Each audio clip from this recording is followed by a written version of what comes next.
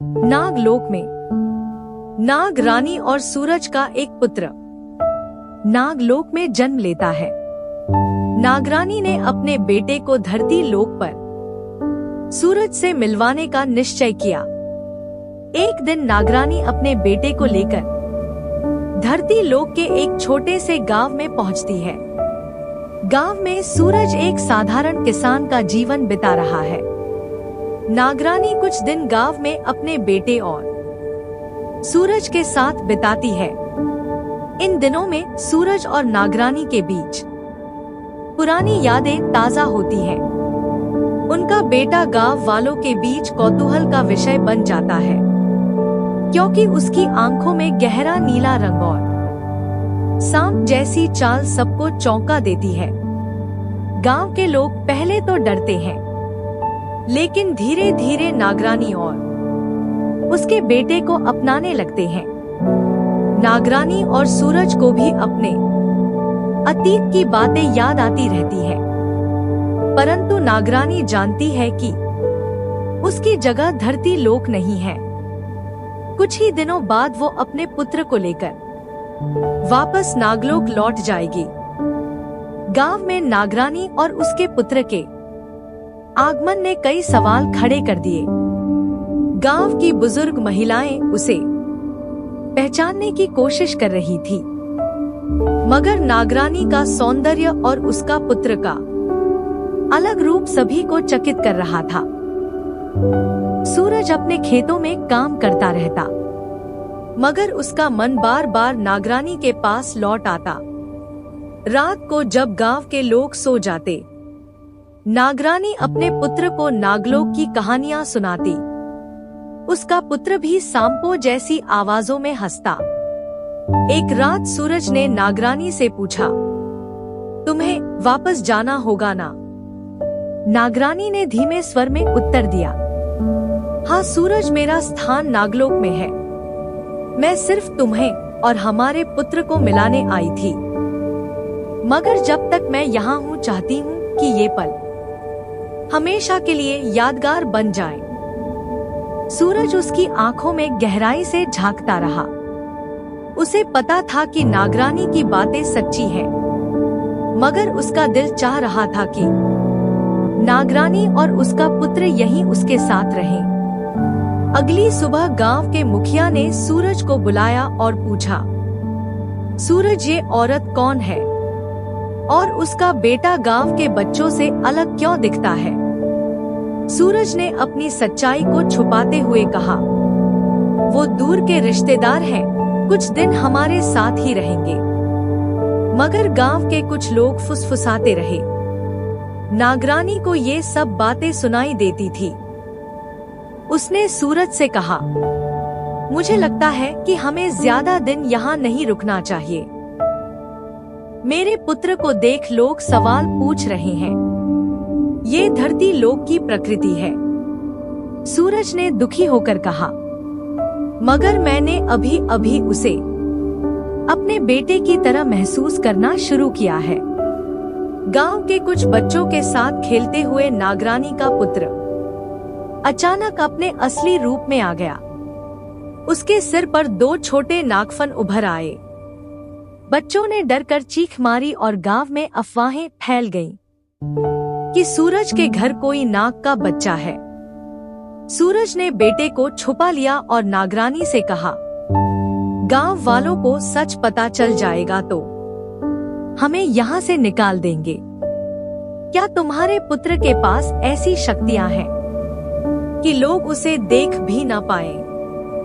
नागरानी ने मुस्कुराते हुए कहा, हाँ, मगर वो शक्तियाँ नागलोक की धरोहर हैं। मैं उन्हें यहाँ उजागर नहीं करना चाहती। उस रात नागरानी ने अपने पुत्र को सिखाया कि कैसे अपनी शक्तियों को नियंत्रित करना है। नागरानी का पुत्र अपनी माँ की बातों को ध्यान से सुनता और उसके आदेशों का पालन करता। सूरज का मन 2 पार्टों में फंस गया।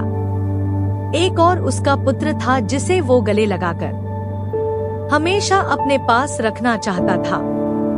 दूसरी ओर गांव की शंका जो उसके परिवार की शांति भंग कर सकती थी। रात को सूरज ने नागरानी से कहा, मुझे डर है नागरानी, गांव वाले बहुत जल्दी भड़कते हैं, कहीं ये सब देखकर वो हमारे खिलाफ न हो जाए। नागरानी ने सूरज का हाथ पकड़कर कहा, मैं तुम्हें और अपने पुत्र को कोई भी नुकसान नहीं पहुंचने दूंगी। अगर वक्त आया तो मैं नागलोक की शक्ति का इस्तेमाल करूंगी, लेकिन मैं चाहती हूँ कि ये कुछ दिन हम शांति से बिता पाएं। सूरज ने उसकी आंखों में देखा, उसमें एक माँ की ममता थी और एक नागरानी की चेतावनी भी। कुछ दिन बाद नागरानी ने देखा कि गांव वाले उसके पुत्र की असलियत जान गए हैं। मुखिया ने सूरज से मिलने आकर साफ कहा, सूरज तुम्हें, अपनी पत्नी और इस नाग पुत्र के साथ इस गांव को छोड़ना होगा। हमें डर है कि वो किसी अनहोनी को बुला लाएंगे। सूरज के पास कोई जवाब नहीं था। नागरानी ने सूरज को समझाया, यही सही समय है, मैं नागलोक वापस जा रही हूँ। ये गांव तुम्हारा घर है, मेरा नहीं। मैं अपने पुत्र को लेकर जा रही हूँ, लेकिन वादा करती हूँ अगर तुम्हें मेरी जरूरत पड़ी तो मैं जरूर आऊंगी। सूरज की आंखों में आंसू थे। उसने अपने पुत्र को आखिरी बार गले लगाया। नागरानी ने एक आखिरी बार सूरज की ओर देखा और फिर अपने पुत्र के साथ जंगल की ओर चल दी। जंगल के बीच पहुंचते ही नागरानी ने अपनी शक्तियों का इस्तेमाल किया। एक नीली रोशनी फैली और वो दोनों नागलोक लौट गए। नागरानी अपने पुत्र के साथ नागलोक लौट आई। वहां का वातावरण एकदम अलग था। नीली रोशनी, सुनहरी नदियां और नागों की सभाएं। नागलोक के राजा ने नागरानी का स्वागत किया और पुत्र को देखकर कहा, ये तुम्हारा पुत्र है, ये तो बहुत शक्तिशाली लग रहा है। नागरानी ने सिर झुकाकर कहा, हाँ महाराज, ये सूरज और मेरा पुत्र है। मैं चाहती हूँ कि ये नागलोक की शक्तियों को समझे और सीखे। राजा ने उस बालक को आशीर्वाद दिया। नागलोक में उसका विशेष प्रशिक्षण शुरू हुआ। नागलोक के ऋषि उसे मंत्र और शक्तियां सिखाने लगे। धीरे धीरे नागरानी का पुत्र एक मजबूत योद्धा बन रहा था। इधर धरती लोक में सूरज हर रोज अपनी झोपड़ी के बाहर बैठा रहता। नागरानी और अपने पुत्र की यादें उसके मन को झकझोरती। गांव वाले अब भी उस पर शक करते थे, मगर सूरज ने सबकी परवाह छोड़ दी थी।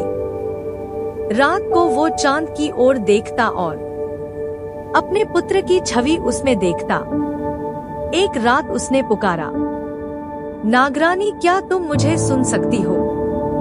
जवाब नहीं आया, मगर सूरज को विश्वास था कि नागरानी भी उसे याद करती होगी। नागरानी का पुत्र अब नागलोक में अपनी शक्तियों को समझ रहा था, मगर उसके मन में बार बार अपने पिता सूरज की छवि उभरती। एक दिन उसने अपनी माँ से कहा, माँ, क्या मैं फिर कभी धरती लोक जा सकता हूँ? नागरानी ने कहा, अगर समय और नियति ने चाहा तो हाँ, मगर तुम्हें समझना होगा, धरती लोक और नागलोक दो अलग दुनिया है।